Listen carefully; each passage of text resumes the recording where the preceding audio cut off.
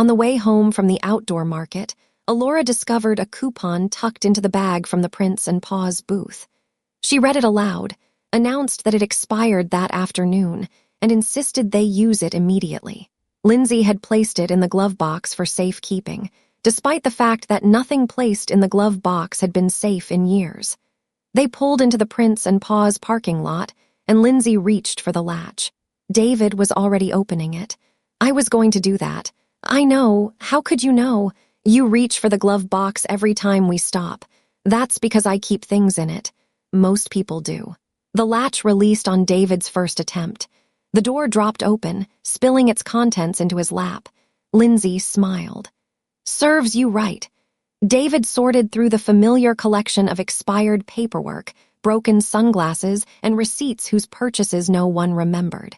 "What am I looking for?" "The coupon." "What coupon?" "The dog shirts." David stopped searching. "I thought we agreed not to buy dog shirts." "We didn't agree. You expressed an opinion." "I expressed it repeatedly." "That still isn't an agreement." From the back seat came the sound of crinkling fabric. Fred and Daphne were still carrying the mice from the market. Although the toys were identical, each dog remained convinced the other had been issued a superior mouse. They had exchanged them 6 times during the short drive. Alora leaned forward between the seats. "The shirts are 50% off. It also says we get a free frog," Lindsay added. David resumed searching. "A real frog. A toy, then the advertisement is misleading. It has a picture of a frog, of the toy, then it's a print of a frog. It's a photograph. Obviously fake." Alora reached over his shoulder and pulled the coupon from beneath the broken sunglasses. "Found it."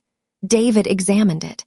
The front showed 2 dogs wearing matching shirts printed with green frogs. Across the bottom, cheerful red letters announced, "Custom pet apparel, 50% off. Free frog with token." "What token?" he asked. Alora produced a small wooden disc stamped with the Prince and Paws logo. The woman at the market booth put it in the bag with the mice. David looked disappointed. "I thought we were finally seeing wider acceptance of the training economy." "Those tokens are treats," Lindsay said, "not according to the dogs." Daphne dropped her mouse and pushed her nose between the front seats. Fred immediately seized the abandoned toy. Daphne noticed. The back seat erupted. "Fred, drop it," Lindsay said. Fred clenched both mice in his mouth. "Daphne, leave him alone." Daphne climbed over Alora. "Everybody out," Alora said, "before I become part of the upholstery." Lindsay reached for the door. "Wait," David said. "The jars are empty." They had used the last of the day's training treats getting the dogs back to the car after the market. "I have more in the trunk," Lindsay said. "You have more treats." "Emergency supplies." "You concealed additional assets." "It's dog food." Lindsay opened the trunk. A plastic bin held spare leashes, water bottles, collapsible bowls, waste bags, towels, and a sealed container of kibble. She removed 6 pieces for each dog and dropped them into the labeled jars. Alora shook Daphne's jar. "Only 6. They already had 10 treats each," David said. "Anything added now comes out of dinner." Alora looked toward the dogs. "Do they know that?" "They will when dinner arrives." Fred barked from inside the car. David closed the trunk. "Opportunity costs." "They are pieces of kibble," Lindsay said. "Currency can be nutritionally complete." Getting the dogs out of the car required all 3 humans. David opened one rear door and reached inside for Fred. Lindsay took hold of Daphne's leash before Alora released either restraint. "Fred first," Lindsay said. "Then Daphne." Fred jumped out. Daphne squeezed past him before anyone could stop her. Fred darted behind David. Daphne cut in front of Lindsay. The dogs passed each other between the 2 adults, crossing the leashes at knee height and pulling Lindsay and David together shoulder to shoulder. "Good plan," David said. "It would have worked if you had controlled Fred." "I had Fred." "Then why is he over there?" "Because he moved." Alora stepped between them, passed one leash beneath the other, and separated the dogs. "You 2 are harder to manage than they are." After one necessary visit to the dog waste station, they reached the entrance to Prince and Paws. A display beside the door held rubber frogs in 4 colors. Both dogs saw it. "No," Lindsay said. Fred pulled toward the display. Daphne barked at the frogs. "No," Fred jumped. Daphne jumped because Fred had. Sit. Neither dog sat. Alora unzipped the backpack containing their newly refilled jars. Should I get the tokens? They are not tokens. Interesting time to defend that position. Lindsay held a piece of kibble in each closed hand and waited. Daphne pawed at her left fist. Fred attacked the right with his nose. When neither method produced food, they switched hands. At last, Daphne sat. Fred remained standing until he noticed her being rewarded, then dropped so quickly that he nearly sat on her. Yes, Lindsay said, rewarding him too. 5 each, Alora announced. We've been here 30 seconds, David said. It's a stimulating environment. It's a sidewalk. Inside, the store was divided into 2 sections. One side sold pet toys, collars, and treats.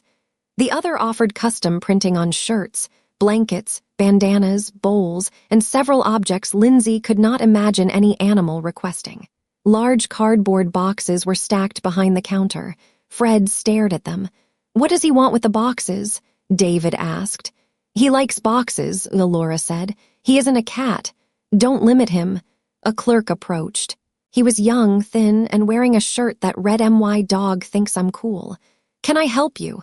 Alora handed him the coupon and wooden token. We want 2 custom shirts. For them, he pointed to Fred and Daphne. Daphne jumped up to greet him. Fred jumped because Daphne had. The clerk stepped back. They're friendly, Lindsay said while pulling them down. So are avalanches, David added. The clerk led them to a kiosk where customers could select shirt sizes, colors, and designs. Alora opened the store's library of animal graphics and searched for frogs. More than 200 appeared. Lindsay stared at the screen. Why are there so many frogs? People like frogs, the clerk said. David pointed to one wearing sunglasses. That frog has no respect for the seriousness of the garment. It's a dog shirt, Lindsay said. That makes responsible design even more important. While Alora scrolled through the images, Fred discovered a basket of tennis balls beneath the kiosk. Daphne discovered that Fred had discovered it. Both dogs pushed their heads into the basket. Leave it, Lindsay said. The dogs burrowed deeper. David stepped back with Fred's leash. Fred emerged with a yellow ball in his mouth. Daphne came out with 2. No! Fred ran around the kiosk. Daphne followed. Their leashes crossed around the base. The basket tipped, sending tennis balls bouncing across the floor. Every dog in the store began barking. The clerk closed his eyes. We're handling it, Lindsay said. He opened one eye. Are you? David caught Fred. Lindsay caught Daphne. Alora collected the balls while repeating apologies to customers and dogs alike. Once the basket was upright, Lindsay faced the dogs. Sit. Both sat, although Daphne still had a tennis ball tucked into the side of her mouth. Drop it. Daphne looked away. Daphne. The ball fell out. Yes, each dog received another piece of kibble. 4 each, Alora said. At this rate, David observed, we're going to spend more on rewards than we save on the shirts. Opportunity costs, Alora said. Lindsay pointed at both of them. I am banning that phrase. At the kiosk, Alora selected a simple green frog for Daphne's shirt. That's a frog, Lindsay said. David leaned closer. That's a print of a frog. Not yet. Fine, it's a potential print of a frog. Alora selected the same image for Fred. Matching shirts, David asked. They'll be cute. They're already identical in behavior.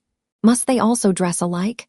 The clerk measured both dogs while Lindsay and David held them still. Daphne tried to lick the measuring tape. Fred tried to take it. After several attempts, the clerk declared them close enough in size to wear the same shirt. Alora moved to the text field. What are you putting on them? Lindsay asked. You'll see. Nothing embarrassing. They're dogs, Mom. They have dignity. Fred lay on his back beneath the kiosk, chewing his leash. Clearly, David said. The clerk sent the designs to the printer in the back room. It'll take about 15 minutes. They attempted to spend those minutes browsing. Fred found a display of antlers and surrendered one in exchange for a piece of kibble. Daphne backed away from a bin of squeaky pigs and received one too. Then Fred barked at a dog mannequin. Daphne knocked over a bag of treats while turning to see what Fred was barking at.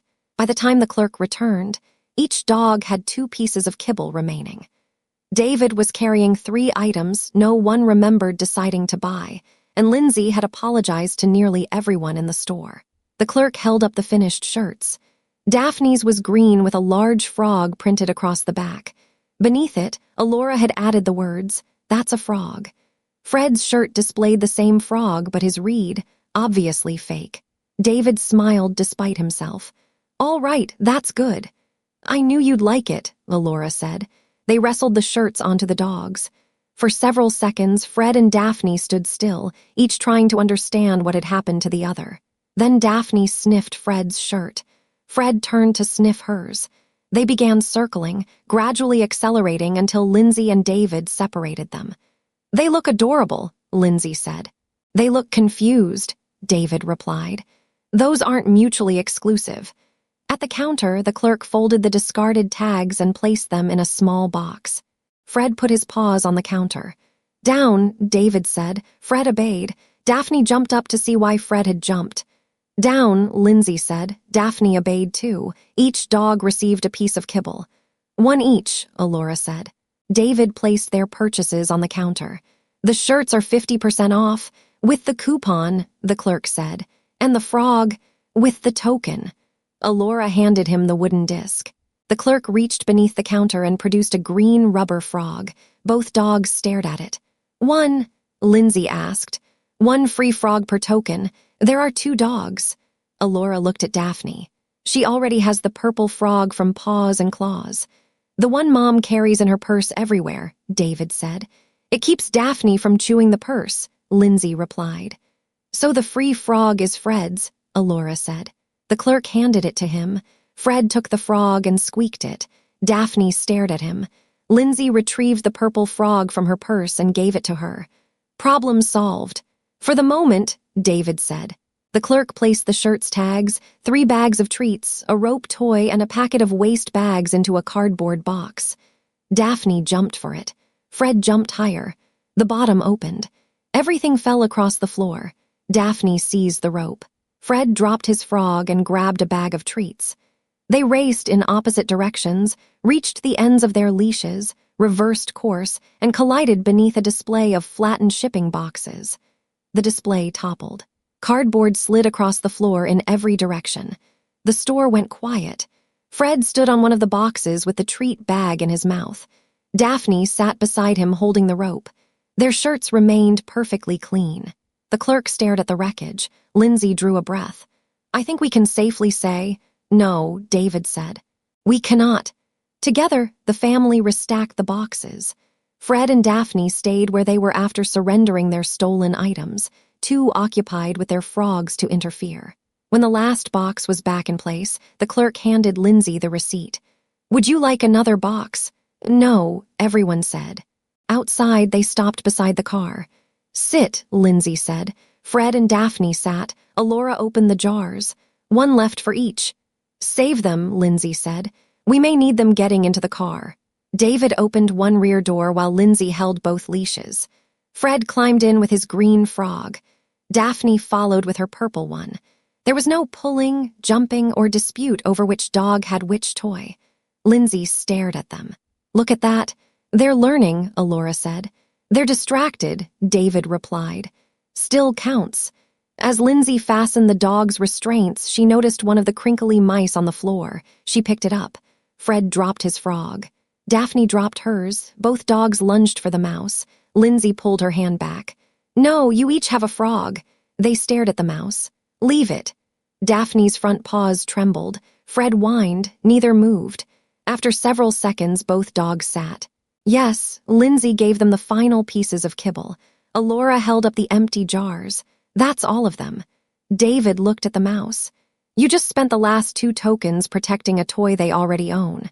They made the right choice. And now you have nothing left for the drive home. They'll be fine." Alora climbed into the back seat. "I'll hold the mouse." "That seems safe," David said. Lindsay closed the door. Before she reached the passenger side, both dogs began barking. Alora lowered the window. "Mom." "Yes." Fred took Daphne's frog. Lindsay looked through the glass. Fred had both frogs. Daphne had both mice. Each dog was growling at the other around a mouthful of toys. David started the car. "Do you want to intervene?" Lindsay considered the empty jars. "No," she said, opening her door. "Let them negotiate." David nodded. "Market forces." Not one word. They pulled out of the parking lot with both dogs still dressed in their matching frog shirts. By the first stoplight, they had exchanged all 4 toys twice. Lindsay looked back at them. "That's a frog," she said. David glanced in the mirror. "Obviously fake." From the back seat came 2 simultaneous squeaks.